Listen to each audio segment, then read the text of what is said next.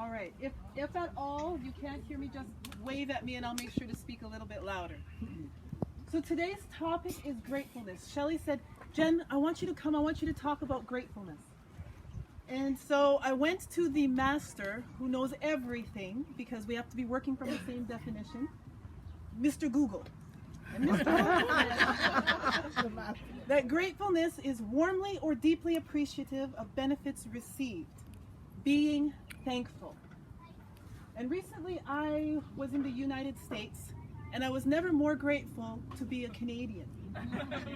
Not for the reasons you're probably thinking, but because of the medical care, for example. I know that when my child, he had to get stitches one time, and I brought him to the hospital, got stitched up, came home. For some people, they don't have that option because it could cost them their mortgage that month. Right?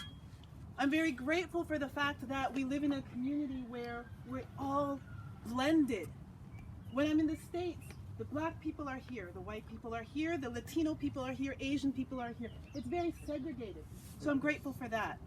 Personally, I'm grateful for the fact that I have healthy, wonderful children and wonderful friends like Shelley. When you hear the word grateful, when I ask you what are you grateful for, just shout out something that you're grateful for. Love. Health. Life. Health. I know there's more gratefulness in here. Good kids. Friends. Awesome. Right. So would you agree with me that when the situation is ideal, when things are going well, we can find things to be grateful for? Right. Yes. Yes. Thank you for that. Yes, yes. At least one person is listening. But what about when it isn't? What about when we lose our job and we're the primary breadwinner in our home? Is it easy to find something to be grateful for then? Or how about when you go to the doctor and he says you have an illness or you're suffering with a mental health issue? Is it easy to find something to be grateful for then? Or if we lose somebody that we love, is it easy to be grateful at that time? Instead of gratefulness, what are some of the feelings that we might be feeling? Just shout it out. Sadness, fear. We might start blaming, like, why God? Why is this happening? Right? It's difficult to be grateful during trials.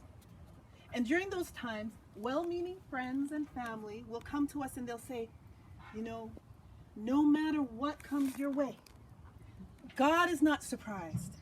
Your challenge was not sent to defeat you. Your challenge was sent to increase you. And those are wonderful words, right? But when you're in the midst of it, when you're going through the trial, what are you thinking? Bull crap. They don't know what I'm going through. They don't understand, right? Okay. For a moment, if you can indulge me, just close your eyes for a moment and think about a time that you have gone through a great difficulty. It might be past, it might be present. And when you've thought of it, then you can open your eyes. That'll indicate to me that you're ready.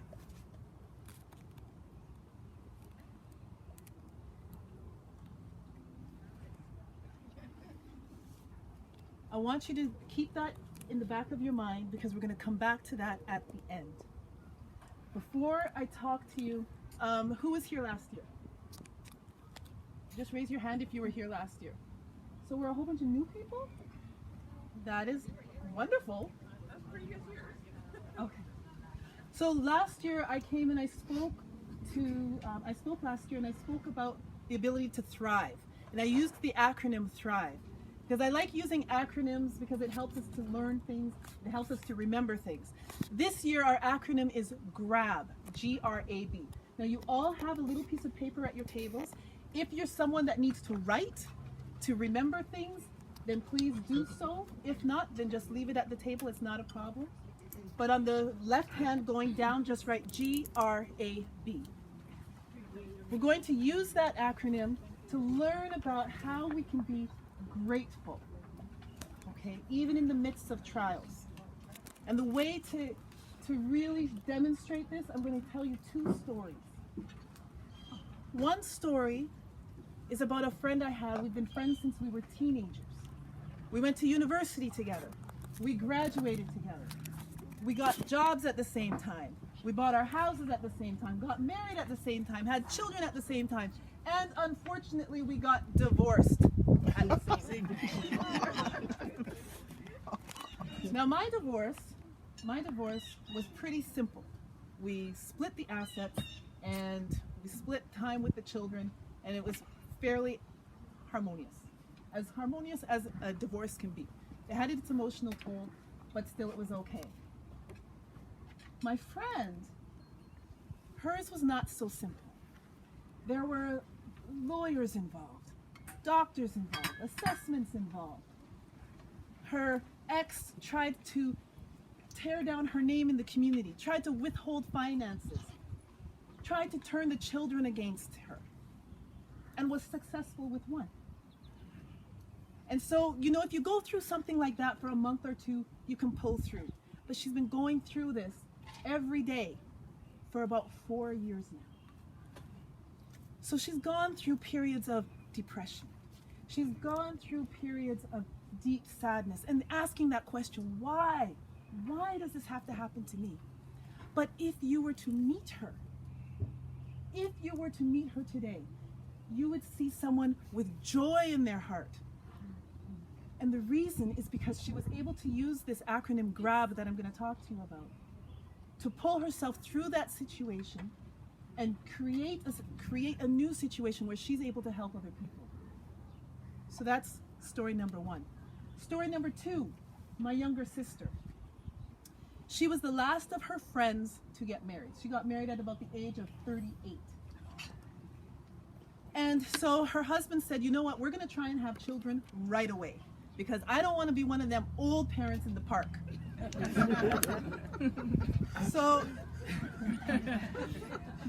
So they tried. 10 weeks into the pregnancy, Sarah calls me and she's like, Jenny, I have good news, I have bad news. I'm like, okay, what's going on? What's going on? Because keep in mind, at this point, nobody knew she was pregnant. I should say my sister is extremely private.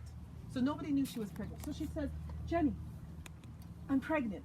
And I'm like, yes! Oh my gosh, I'm gonna be an auntie, oh my gosh! And I start thinking of all the names that I can suggest. And she's like, whoa, whoa, whoa, whoa, whoa, whoa, whoa, whoa. But I'm spotting. I'm like, oh, okay, so what's going on? What's going on? She's like, it's okay. I understand that I'm, first trimester I might lose the baby. That's okay. The doctor said that that's very, very common. I'm like, okay. She took it like a champ. I'm like, okay, fine. So then after a few months, they tried again. 10 weeks, same thing. Happened again. And so we're trying to figure out what's going on, what's happening. She goes to the doctor. Turns out she has these huge fibroids that's preventing her from being able to carry to term. So she gets the surgery, waits the amount of time that she has to wait to be healed emotionally and physically. About 6-7 months later, lets us know she's pregnant. 10 weeks into the pregnancy, all good. 12 weeks, all good. We're like, yes.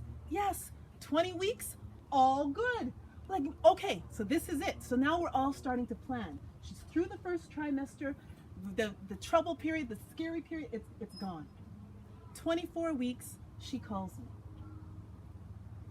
I see the call. I was on the other line. I'll never forget it. I was on the other line. I said, I'll just call her back. And then 5 minutes after, my dad calls me. And I'm like, okay, something's going on. Because they don't usually call me one after the other. My dad says, Jenny, call Sarah. She lost the baby. Devastating. Because at 24 weeks, you have to deliver. So we rushed down to Atlanta where she lives. We support her through that situation. She has to deliver all of that stuff. And then the period after that, of course, she goes through a depression. And she's asking, why me? Why does this have to happen to me? If you were to meet my sister today, she does have some periods of sadness once in a while, but she's a light.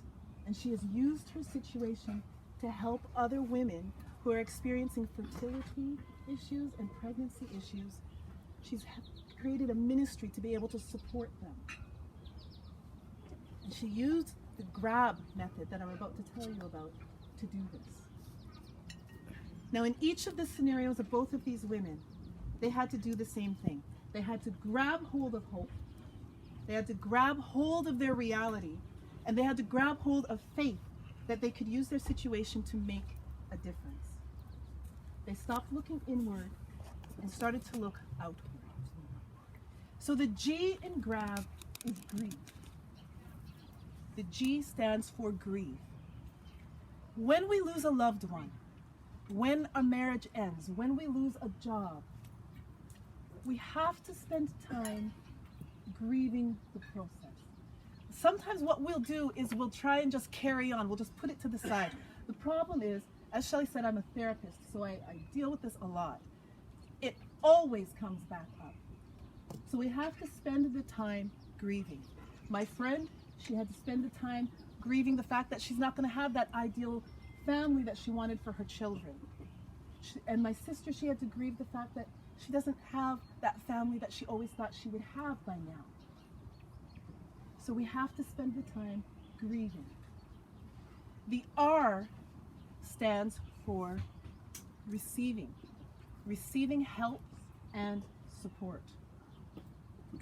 Each of these women had to seek professional help from the doctor, from a psychiatrist, or a counselor to help them through. And just a side note here, as a Black community, we have a tendency to think that I'm all right, okay? We think that if we seek professional help for our mental health, that we're weak. But that is not the case. If you go back, way, way back, before we even arrived on this continent, the way we raised our children was in a village together. The way we accomplished goals was in a village together. Once we did get to this continent, the way we overcame slavery, the way we got through the civil rights, even the Black Lives Matter, all of that we did together. Black people thrive in relationship. So do not be afraid to get the support that you need. There is no shame in it, it's strength. A. The A in G.R.A.B is accept. Accept the situation as it is. Become aware of how you stand in that situation. What role did you play in that situation? Take responsibility for that. How can you make the situation better? Allow yourself to open up your mind to see, okay, this situation sucks, but what can I take from it to do better next time? So we have G for grieve, R, receive help and support, and A, accept the situation, become aware of your stance, and allow yourself to have that open mind. Now the B stands for be thankful.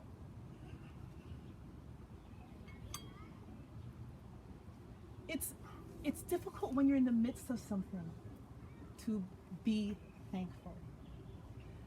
But what my friend did with her situation is she took the time to grieve. She received the help. She accepted what was going on. But then she looked at her situation and said, you know, I hate that I went through this, but I'm thankful I went through it because I am now at a place where I am able to support other women that are going through this. And she didn't just help them by speaking or by volunteering or raising funds. All of those things are good. But what she has done is she's gone to the lawmakers to try and change the laws so that the women can be more supported. She's grateful for that ability to be able to do that. My sister, she's grateful that she is able to support other women. Hates the fact that she had to go through that hell on earth. Hates that. But she says that her situation is now helping women that are going through that hell to experience heaven on earth. We need to find a way to be grateful. in everything that happens in our lives. Gratefulness to our life is like oxygen to our bodies. It goes hand in hand. So both women had to look outside of themselves in order to grab hold of faith, of happiness, and of hope. Now you might be wondering, okay, Jen, you know, those stories are inspiring. Those are great that those women did that, but what the heck does that have to do with us? What does that have to do with True United Sisters? The mission of True United Sisters is to help provide financial resources to support education, skills training for unemployed single mothers, to help provide a situation where they can grab their opportunities. Because I don't care who you are, when you're not able to provide for your family, there is a feeling of disheartening, right? It's disheartening. Go through some depressive type feelings. But when we take our resources and we find the time to donate in finances, in our time, we're helping those single moms grab their opportunities. We're allowing the opportunity to grieve their situation and the lack of, in the sense of their lack of resources, to receive the support that they need, accept that, you know what, I might need to do some training. I might need to build up my skills so that I can do better for my family. And then to be thankful. Shelley has sent out videos of the mothers and the children expressing their gratitude for everything that we are doing here to help support them. There's this old Chinese proverb that says, if you give a man a fish, he'll eat for a day. You teach a man to fish, he'll eat for a lifetime. But when you teach a woman how to fish, she's feeding communities. Right? So this evening, when you go home and you're thinking about how wonderful this talk was today, and you're reading your book and drinking your tea, I want you to think back to that situation I asked you to think about earlier, that difficult time that you have gone through or that you are going through. And I want you to use the G.R.A.B method.